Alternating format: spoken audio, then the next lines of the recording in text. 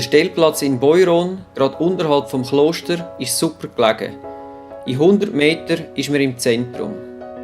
Er bietet Platz für 24 Mobile. Die Plätze sind allerdings ein bisschen kreativ angeordnet und so muss man sich zuerst mal von der Tafel her schlau machen. Der Boden ist mit Rasenziegel ausgelegt. Eigentlich sehr gut, aber ganz ohne Keil geht es dann doch nicht, um dass man gerade steht.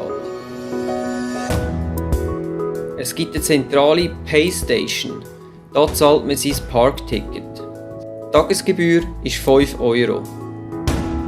Strom gibt es natürlich auch, aber es gilt zu beachten, man muss sich seine Steckdosennummer merken.